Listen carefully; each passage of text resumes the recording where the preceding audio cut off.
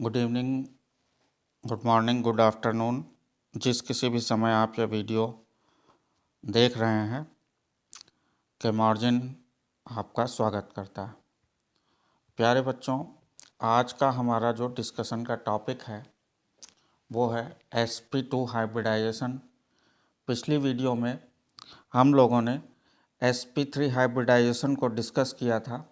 आज हम लोग sp2 हाइब्रिडाइजेशन को एक एग्जाम्पल लेके कैसे sp2 हाइब्रिडाइजेशन होता है, उसका जियोमेट्री कैसे आता है, उसको समझने की कोशिश करेंगे। अगर आपने बेसिक हाइब्रिडाइजेशन या sp3 हाइब्रिडाइजेशन को नहीं समझा है तो इसी के मार्जिन चैनल पर ऑलरेडी वीडियो उपलब्ध है। आप लोग उस वीडियो को देखते हुए इस वीडियो पर आएँ तो कॉन्सेप्ट को समझने में आपको काफ़ी हेल्प मिलेगी। प्यारे बच्चों, sp2 हाइब्रिडाइजेशन को हम वैसे ही समझते हैं जैसे हमने sp3 हाइब्रिडाइजेशन को समझा था, यानी कि हम एक एग्जाम्पल लेंगे और उस एग्जाम्पल के ज़रिए हम sp2 हाइब्रिडाइजेशन को समझने की कोशिश करेंगे। तो चलिए शुरू करते हैं। देखिए, एथिलीन मॉलिक्यूल को एज्यूम कीजिए। एथिलीन मॉलिक्यूल का स्ट्रक्चर कुछ ऐसा होता है, C डबल बॉन्ड C और एक H ये और एक H यहाँ, इस तरह से। इस पूरे स्ट्रक्चर में आपको दिख रहा होगा कि कार्बन और कार्बन के बीच में एक सिग्मा बॉन्ड है। ये नीचे वाले को अगर सिग्मा मान लें तो ऊपर वाला पाई बॉन्ड हो जाएगा। और फिर ये कार्बन और हाइड्रोजन के बीच ये सिग्मा बॉन्ड है, ये सिग्मा बॉन्ड है, ये सिग्मा बॉन्ड है और ये सिग्मा बॉन्ड है। ठीक, तो वास्तव में ये सारा खेल जो बॉन्डिंग का है ये हो कैसे रहा है? ये हो रहा है sp2 हाइब्रिडाइजेशन की वजह से इस मॉलिक्यूल में। कैसे हो रहा है ये, इसको समझते हैं। देखिए, कार्बन का एटॉमिक नंबर है आपका 6। तो ज़रा इसका कन्फिग्रेशन बनाइए सबसे पहले। तो ये हो जाएगा 1s2 2s2 और 2p2। अब ज़रा इस कार्बन का हम ग्राउंड स्टेट पर ऑर्बिटल पिक्चर अगर बनाएं तो बच्चों वो कैसा आएगा? वो पिक्चर कुछ ऐसा आएगा। 2s में ये 2 इलेक्ट्रॉन हैं आपके और फिर ये 2p में आपको 3 ऑर्बिटल मिलेंगे और उन 3 ऑर्बिटल में ये 2 इलेक्ट्रॉन हैं। इस तरह से ये कार्बन है किस स्टेज पर? ये है अभी ग्राउंड स्टेट पर। ठीक, अब ग्राउंड स्टेट पर है ये, तो होगा क्या? ये हाइड्रोजन जब इस पर अटैक करेंगे कार्बन्स पर तो ये ग्राउंड स्टेट से बढ़ के पहुँचेगा एक्साइटेड स्टेट में। एक्साइटेड स्टेट, और एक्साइटेड स्टेट में क्या होगा? ये एक इलेक्ट्रॉन जो आपको दिख रहा है,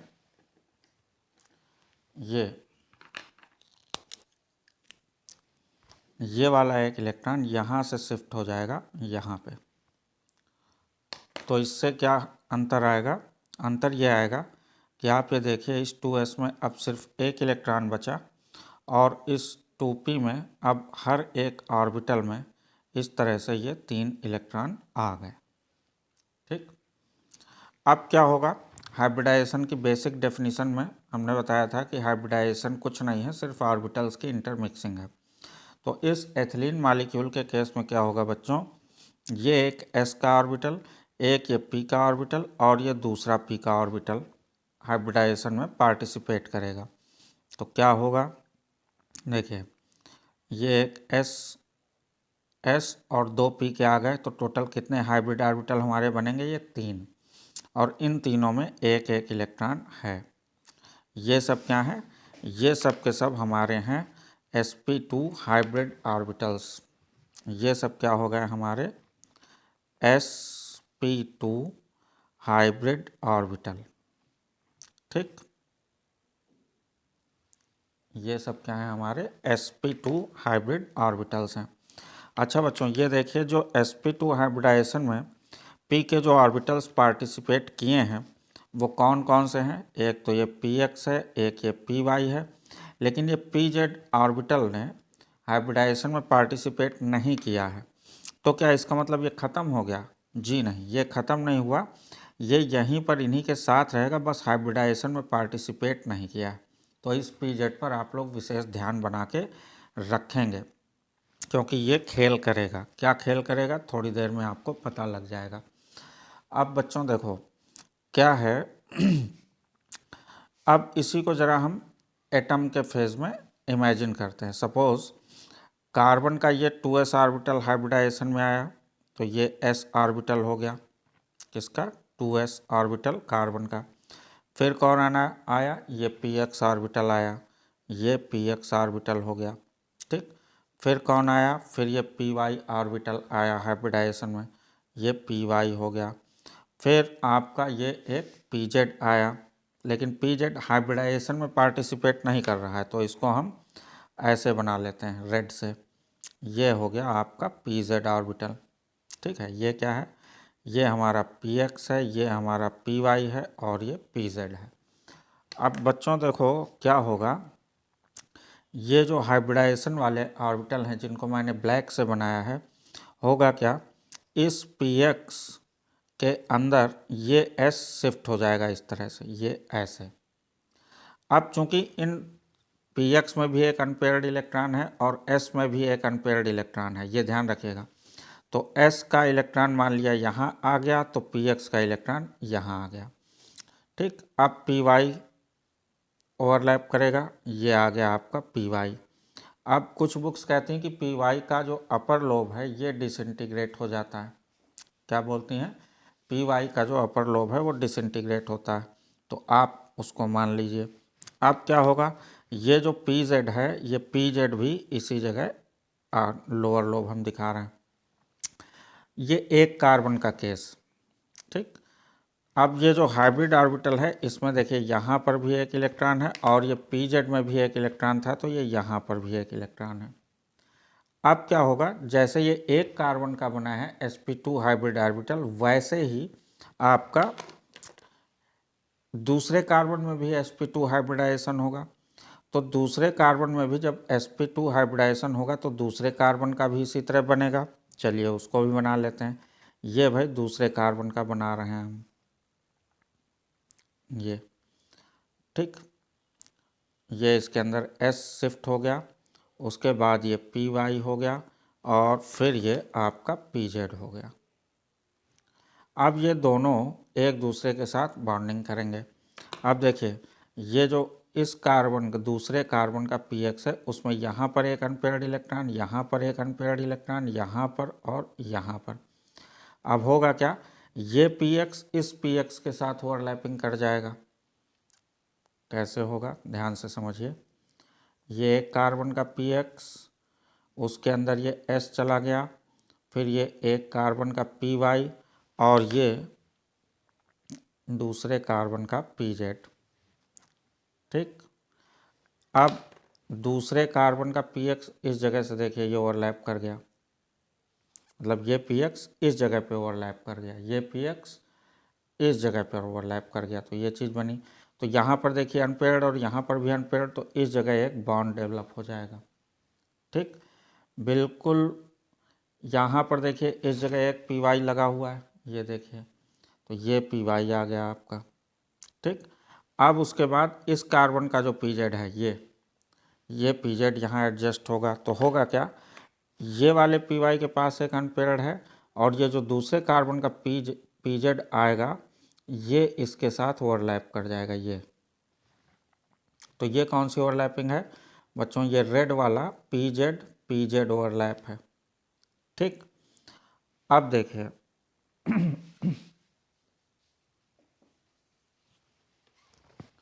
ठीक, अब आइए, अब इतने डिस्कशन के बाद आप ध्यान दीजिए, इस जगह एक अनपेयर्ड इलेक्ट्रॉन है, इस जगह एक अनपेयर्ड इलेक्ट्रॉन है, अभी इस जगह है और इस जगह है ना बच्चों। तो अब हाइड्रोजन इस पर अटैक करेगा। हाइड्रोजन का कौन सा ऑर्बिटल अटैक करेगा, आप जानते हैं 1s। तो s ऑर्बिटल में हाइड्रोजन के एक एक अनपेयर्ड इलेक्ट्रॉन होगा, तो जहाँ जहाँ हाइड्रोजन को अनपेयर्ड इलेक्ट्रॉन मिलेगा वहाँ वहाँ जाके वो ओवरलैप करेगा। तो ये एक हाइड्रोजन इस जगह ओवरलैप कर लेगा, यहाँ एक बॉन्ड बन जाएगा, यहाँ पर ओवरलैपिंग हो जाएगी, यहाँ एक बॉन्ड बन जाएगा, यहाँ हाइड्रोजन की ओवरलैपिंग हो जाएगी, यहाँ एक बॉन्ड बन जाएगा और एक ओवरलैपिंग हाइड्रोजन की यहाँ हो जाएगी और एक बॉन्ड बन जाएगा। ठीक, तो इस तरह से ये एथिलीन का मॉलिक्यूल फॉर्म होगा। अब जरा इस एथिलीन मॉलिक्यूल को ध्यान से देखिए, ये वाला जो ओवरलैपिंग है ये कैसा है, पीएक्स पीएक्स ओवरलैपिंग। तो कौन सा बॉन्ड बनेगा इसमें, पीएक्स पीएक्स ओवरलैपिंग में मैंने आपको समझा रखा है हमेशा कैसा बनेगा, सिग्मा बॉन्ड। ये वाला ध्यान दीजिए, ये वाला ओवरलैपिंग कैसा है, ये एस पीएक्स ओवरलैपिंग है तो ये भी कैसा बॉन्ड बनेगा, सिग्मा बॉन्ड। ये वाला ओवरलैपिंग कैसा है, ये वाला भी एस पीएक्स ओवरलैपिंग है तो ये भी कैसा बॉन्ड देगा, सिग्मा बॉन्ड। प्यारे बच्चों, मैंने पिछली वीडियो में ही बताया था कि पी ऑर्बिटल्स तक में आप एक चीज़ ध्यान रखिए कि सिर्फ पी वाई की ओवरलैपिंग और पी जेड की ओवरलैपिंग से आपको पाई बॉन्ड मिलेगा। बाकी सारी ओवरलैपिंग कैसी भी हों वो आपको सिग्मा बॉन्ड ही देंगी। तो यहाँ देखिए, ये क्या पी वाई है, नहीं। ये वाला ओवरलैपिंग क्या पी जेड ओवरलैपिंग है, नहीं, यानी ये सिग्मा बॉन्ड देगा। तो ये सिग्मा बॉन्ड बिल्कुल सेम लॉजिक से आपको ये भी सिग्मा बॉन्ड और बिल्कुल सेम लॉजिक से आपको ये भी सिग्मा बॉन्ड दे देगा। ठीक, अब ये पूरा ऑर्बिटल पिक्चर है एथिलीन का। तो एथिलीन के ऑर्बिटल पिक्चर में प्यारे बच्चों आपको क्या क्या दिखा, इस एथिलीन के ऑर्बिटल पिक्चर में आपको क्या क्या दिखा, ज़रा उसकी बात कर ली जाए। तो प्यारे बच्चों, एथिलीन की ऑर्बिटल पिक्चर में आप ध्यान से देखिए, सबसे पहले आपको एक ये इस जगह यहाँ पर पीएक्स सिग्मा बॉन्ड दिख रहा है और ये कार्बन और कार्बन की ओवरलैपिंग से बना है। तो हम ऐसे लिखते हैं 1 कार्बन कार्बन सिग्मा बॉन्ड। ठीक, और क्या दिखा आपको, और प्यारे बच्चों आपको दिखा यहाँ देखिए रेड ऑर्बिटल्स में ये पीजेड ओवरलैपिंग हो रही है, यानी 1 कार्बन कार्बन पाई बॉन्ड दिखा आपको। ठीक, क्लियर है ये चीज़। अब देखिए कार्बन और हाइड्रोजन बॉन्ड कितने देख रहे हैं, 1 2 3 4, तो क्या दिख गया आपको, 4 कार्बन हाइड्रोजन सिग्मा बॉन्ड दिख रहा है ना आपको। और प्यारे बच्चों और क्या दिख रहा है, और एक चीज़ अब ध्यान रखिए, जब भी sp2 हाइब्रिडाइजेशन होगा किसी मॉलिक्यूल में तो उसका जियोमेट्री कैसा होगा, उसका जियोमेट्री हो जाएगा ट्राइगोनल प्लेनर। ठीक, और जब ट्राइगोनल प्लेनर जियोमेट्री होगा बच्चों तो जो बॉन्ड एंगल होगा,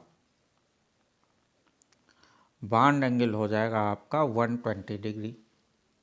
ठीक, तो ये सारे पॉइंट्स को आप यहाँ इस एथिलीन के स्ट्रक्चर में देख सकते हैं कि आपको ये सारी चीज़ें दिख रही हैं या नहीं। अब ज़रा इसकी जियोमेट्री पर आते हैं, trigonal planar geometry. Trigonal planar geometry बेटा कुछ ऐसे होती है, सपोज़ आपका ये सेंट्रल एटम है ए, कोई किसी भी मॉलिक्यूल में अगर ट्राइगोनल प्लेनर जियोमेट्री होगी तो वो कैसी होगी, थोड़ा इसको समझने की कोशिश कीजिए। तो ये सेंट्रल एटम एक ट्राइगोन के प्लेन पर रहेगा ऐसे। अब इस ए जो सेंट्रल एटम है किसी भी मॉलिक्यूल का, उसमें अगर sp2 हाइब्रिडाइजेशन हुआ है तो उसके जो 3 हाइब्रिड ऑर्बिटल होंगे वो इस ट्राइगोन के प्लेन पर रहेंगे। तो सपोज़ एक हाइब्रिड ऑर्बिटल ये हो गया, एक हाइब्रिड ऑर्बिटल ये हो गया और एक हाइब्रिड ऑर्बिटल ये हो गया। इन हाइब्रिड ऑर्बिटल्स से दूसरे एटम आके ओवरलैप करेंगे और पूरा मॉलिक्यूल बनेगा। तो इस वजह से यहाँ देखिए ये एक पूरा सर्किल है, इस जगह 360 डिग्री का, जो 3 पार्ट में रेड लाइन से डिवाइड हो गया या हाइब्रिड ऑर्बिटल से डिवाइड हो गया। तो बॉन्ड एंगल इसमें कितना आ जाएगा, 360 डिवाइडेड बाई 3, तो ये टोटल आ जाएगा 120 डिग्री। इसीलिए sp2 हाइब्रिडाइजेशन में बॉन्ड एंगल आप कितना ऑब्जर्व करते हो, 120 डिग्री। अब इसी का एग्जाम्पल बड़ा क्लासिक सा है आपका BCl3 बोरान ट्राइक्लोराइड। कौन सा है, BCl3 में भी sp2 हाइब्रिडाइजेशन होता है। उसका स्ट्रक्चर ऐसे कुछ आप बना लेते हैं, ये B हो गया बिल्कुल सेंटर में, आप फिर एक ये ट्राइगोन बना लीजिए और फिर यहाँ 3 हाइब्रिड ऑर्बिटल से 3 सिग्मा बॉन्ड ऐसे प्लेन में निकलते हैं और यहाँ तीनों जगह पर क्लोरीन लग जाता है। इस तरह से बोरान ट्राइक्लोराइड का जियोमेट्री क्या हो जाता है आपका sp2। बोरान ट्राइक्लोराइड में हाइब्रिडाइजेशन हो जाता है sp2 और जियोमेट्री उसका निकल के आता है trigonal planar with bond angle 120 degree. तो ऐसे बहुत सारे केस आपको sp2 हाइब्रिडाइजेशन के मिलेंगे। होपफुली मैंने आपको कॉन्सेप्ट को अच्छे से समझाया है। आशा करता हूँ आपको समझ में आया होगा, और अगर आपके लिए यूज़फुल है तो इसे अपने दोस्तों के साथ शेयर करिए, लाइक करिए सारे सोशल मीडिया प्लेटफॉर्म्स पर। और अगर चैनल को अभी तक सब्सक्राइब नहीं किया है तो प्लीज़ सब्सक्राइब करिए। Thank you very much.